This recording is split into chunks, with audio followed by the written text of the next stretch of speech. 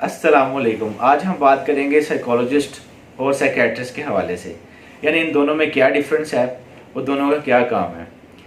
हालांकि लोग ये समझते हैं साइकोलॉजिस्ट और साइकेट्रिस्ट दोनों ही एक चीज़ है, हालांकि ऐसा बिल्कुल नहीं है। साइकेट्रिस्ट एक अलग शख्स होता है और साइकोलॉजिस्ट एक अलग शख्स है, दोनों में बड़ा डिफरेंस है।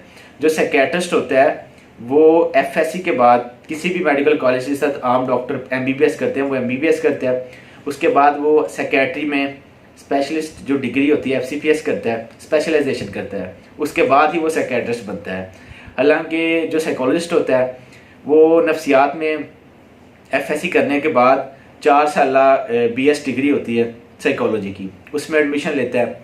बीएस करने के बाद फिर क्लिनिकल साइकोलॉजिस्ट बनने के लिए 2 साल का एमएस क्लिनिकल साइकोलॉजी या फिर 1.5 साल का एडीसीपी डिप्लोमा होता है, advance diploma in clinical psychology, वो करता है। वो करने के बाद ही वो क्लिनिकल साइकोलॉजिस्ट बनता है और आगे फर्दर वो अपनी क्लिनिकल प्रैक्टिस कर सकता है, एक्सपर्ट बन जाता है। तो इसी तरह जो साइकेट्रिस्ट है उसका मानना है कि हमारे दिमाग में कुछ मुख्तलिफ किस्म के केमिकल्स होते हैं। उन केमिकल्स की ज़्यादती या कमी की वजह से हमें मुख्तलिफ साइकोलॉजिकल प्रॉब्लम्स होती हैं, हमारे साथ साइकोलॉजिकल डिसऑर्डर्स होते हैं।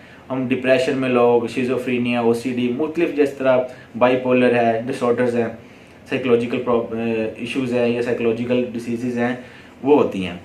तो इसी तरह वो फिर मेडिसिन के ज़रिए, साइकेट्रिस्ट जो होता है वो मेडिसिन देता है, मेडिसिन के ज़रिए ठीक करने की कोशिश करता है। लेकिन जो साइकोलॉजिस्ट है उसका मानना है कि ये केमिकल जो हमारे दिमाग में, हमारे जिस्म में पाए जाते हैं, इनकी कमी या ज़्यादती की जो मेन वजह है वो हमारी सोच है, हमारे ख्यालात है।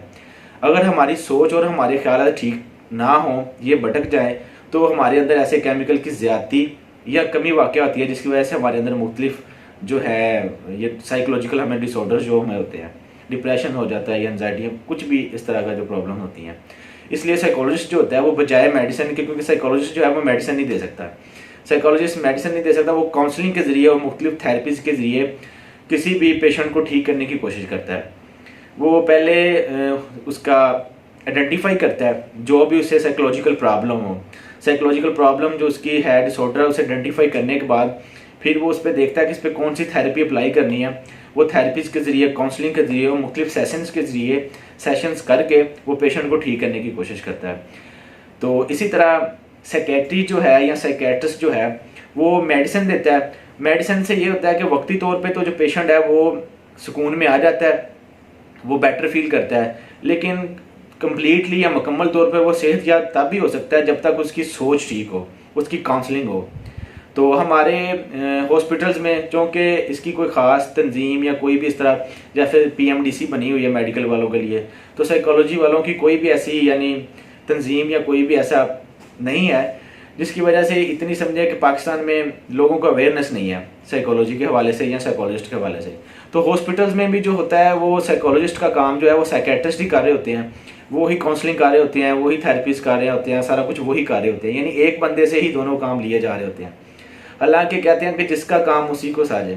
अगर साइकोलॉजिस्ट का जो काम है वो साइकोलॉजिस्ट से बेहतर कोई नहीं कर सकता, और साइकेट्रिस्ट का जो काम है वो साइकेट्रिस्ट से बेहतर कोई नहीं कर सकता।